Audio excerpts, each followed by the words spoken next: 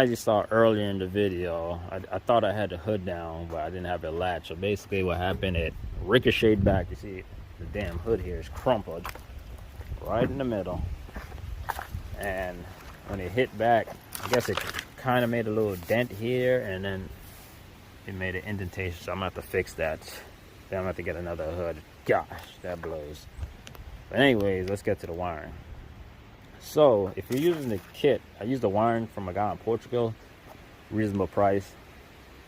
Since I'm using the automatic, I would recommend it if you want to use the automatic. But anyways, now he does send you a kit where you can use. He sends you a relay if you want to use the electric fan of the basically 2.7 EcoBoost. So I'm using everything from a 2017 Mustang here. So if you want to go this route, you can. If you want to route the fans however you want to do it or wire it, that's up to you also. But I wanted to use it to make sure everything in the kit worked and make sure everything from the EcoBoost worked, like the electric fan and all that good stuff. But anyways, enough talking, let's get to the action. So basically this is the relay you're going to get with it, you know, your standard regular relay. So what you're going to want to do if you're using the 2017 Mustang electric fan, you're going to want to find out which two wires are the power wires to the fans. And it's, well, mine, it was the blue and green. Well, both of them are blue and green wire. And then the black, there's going to be a blue, all blue wire, that's a ground, and then a black wire, that's another ground. So I just soldered those together and I just grounded it right here on the engine bay. So now to wire up the relay 85, this yellow one right here, that is from the CAN bus. Now what is the CAN bus? The CAN bus is basically this little thing right here that's in your kit. Let me go in the car and show you. But actually I have mine hidden behind the dash, but it's like a little control pack. And see, I soldered the wire together. Yeah, excuse the different coloring, but I just used the wire I had. I routed it, and basically what you're going to want to do with those is double it, basically jumper it from one relay to the other. As you can see right here, these are my two yellow wires.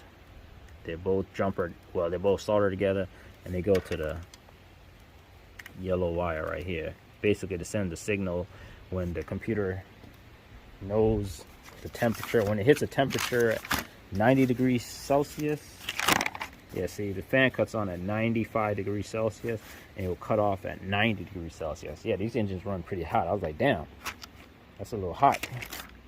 And you know, 30 on your fuse, those goes to a 30 amp relay. I mean, I'm saying relay, 30 amp fuse. I got both of them fused since it's two individual fan. I asked the guy, said to be on the safe side, just use two individual relays and two individual 30 amp fuse. So I just did it for safety precaution. So you're just going to fuse that. Then after that, 86 is another yellow wire on the relay. I just put those together and connect them to the power wire, to the 30 amp fuse. That's what I did. Well, actually I put them each to their own individual one, since they're both individual relays. So I basically put the yellow wire to the power wire. And then 87 is basically, that's the power from the fan, if I'm not mistaken. Remember when I said earlier about the power wires? That's what you're going to hook the blue wires. So I have the blue wires from both relays hooked into each power wire to the electric fan.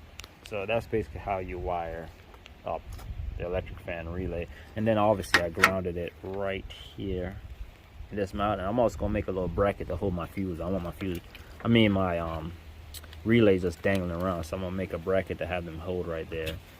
And this is for the AC. I'm going to try to get the AC line made because I want everything off the engine to work, so I can show you guys how to make it work. I saw a guy that he said he had this like fused together with the 2017, so I'm gonna try find a shop that will do that for me.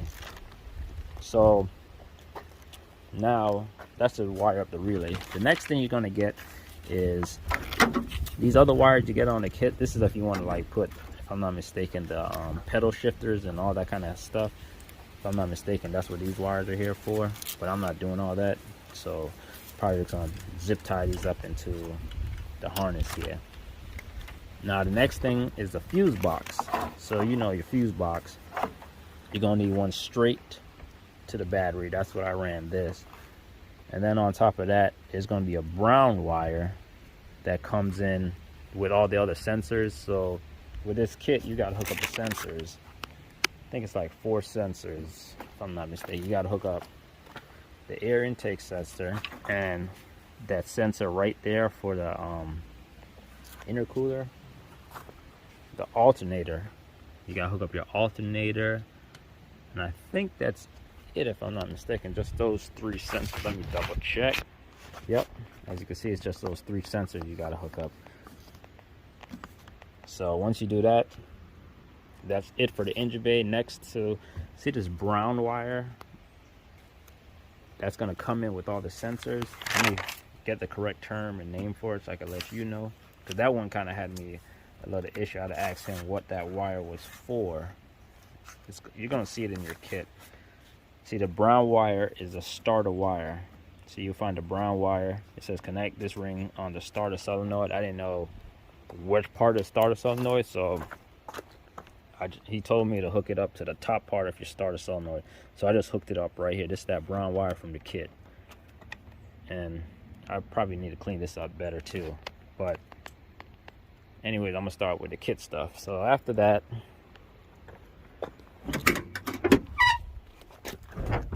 your kit also comes with an OBD2 port. You could hook that up if you like. I did. I mean, it's in here, it's already wired.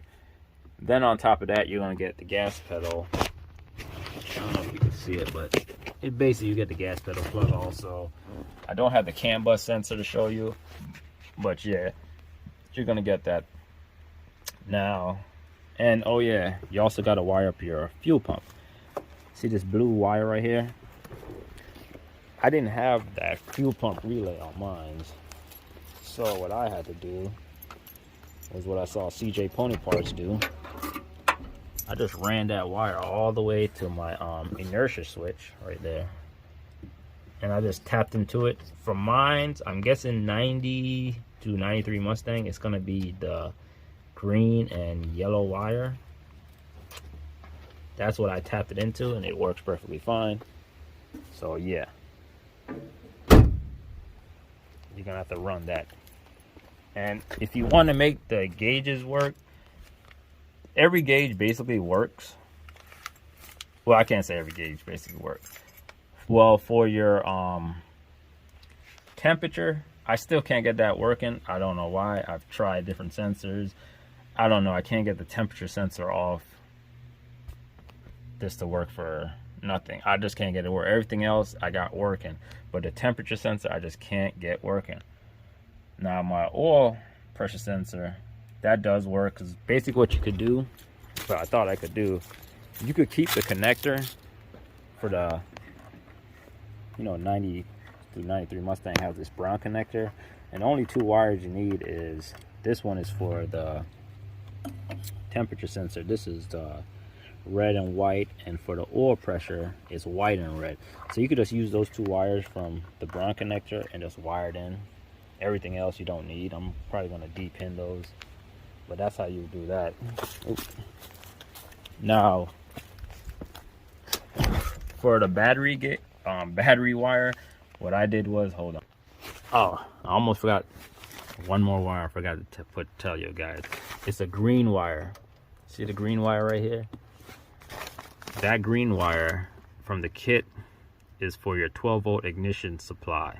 See the green wire? So what I did was, I found which was 12 volts on mine, and basically what I did was I snipped the red and white and just soldered them together. That's what I did to make mine work. You could do the same if you like. That's up to you. So what was I back? Oh yeah. So if you want to make your fuel gauge automatically gonna work, and not your battery gauge, because you're not using those wires. So I use the kit wire. Now for, if you want your battery gauge to work, from the kit, the battery gauge is going to be the white wire from that CAN bus. See, this is that CAN bus right here. It has some wires come out of it. So the white wire, I can't remember exactly which wire it was. Should have wrote it down. Hold on. I think I might have it here on the harness. No, I don't have it. But basically, you're gonna have to get the pin diagram for your left connector and right connector, and those are the ones you're gonna have to use to tap in to make the battery gauge work. I can't remember which one it was. Should have dang wrote it down. But you'll see, you can find it online, and it'll show you, or I might show it in here. It basically is gonna show you which one is for the battery, the coolant, or pressure gauge. I could tell you that, like, oh yeah, and then for the tach, it also has a tach. So I did write down that the tach is the gray wire, and it's gonna go to pin 11 on the left connector for oil pressure. That's, you don't need to worry about that, because that's, if you use the original one for the, I think it's for the white and red, that's oil pressure, and that's going to be pin 8 on the right hand side. I'm not too sure if I remember correctly. And then for the temperature, coolant temperature is pin 3, and I think that's also on the left too. But that's if you want to get those to work. And what else? Oh yeah, if you're going to be using the remote electric power steering, some people go to manual rack, a lot less headache. I don't blame you. But if you're going to be using the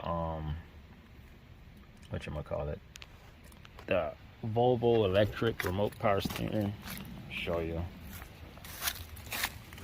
See that yellow wire dangling that I need to hide anyway? That's the one going in my engine bay, and that's the wire I hooked up right here. I hooked it up to the green, well, the black and green wire. That's what I hooked it up to, because that is the wire that basically turns on and off when you have the key on. So you want to have it with a 12 volt on and off, because you don't want this thing running while you have the car off. So that's why you want to find something with your test light that when you turn the key on, it has power. When you turn the key off, it doesn't have power. And that's what I use, that green, black and green wire. It's up to you if you want to follow what I did. And for the wiring, it's pretty straightforward.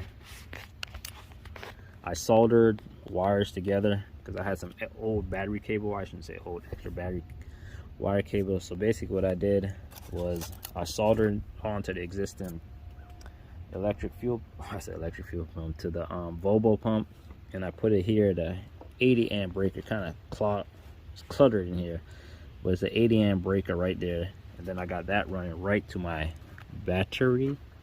Yeah, right here. This is the wire going straight to the battery, and everything else is the same. I mean, I'm gonna put this here because I looked online and they were showing the Ford kits. That's what they used. They used the a little 250 amp fuse, so I just copied them and did the same. I also have my alternator wire directly bolted to that too. I need to clean this area up a little bit better, but you get the idea. And that's basically it for the wiring. I mean, nothing really else. Everything else should work, is you're only getting rid of a small thing. And one thing I also do recommend you doing is getting those plates. I need to finish welding the rear ones, but you probably want to get these torque boxes reinforcement plates, because now with this extra power here, it's really going to be tearing up these torque boxes. So I recommend you getting those, but it's not too hard to wiring up. If you have any questions, let me know. And hey, 2.3 EcoBoost Fox body swap is done. So yeah. Oh yeah, and also remember I showed you this. I probably should sand this and make it a little bit better, but it doesn't leak, and it does squirt out and all that good stuff. But yeah, if you have any questions, let me know. Okay, I do one more thing. I have like 4 codes I do have 4 codes. I have like a temperature sensor thingy. I don't know why I have that. I replaced the sensor, it's still the same thing. I also have the O2 sensor. I replaced that O2 sensor. I don't know why that's there. And I have this intake leak. I think I might need to cap this because of this line right here. I might have to cap the system. You're gonna see this is like a, for the fuel, it's like a vapor line. I think I just need to cap it. I-95, that's what he told me he did. He capped his, so I'm probably just gonna cap mine. But yeah, that's about it. And there's one code I think that's permanent that you can't really get rid of. I can't remember which one it is, but it's nothing serious. But if you have any questions, let me know. But this is how to use that wiring. I think it's called power steering something. I can't remember the guy's name on YouTube, but his wiring kit, that's what I used. If you have any questions, let me know, and more to come. Peace.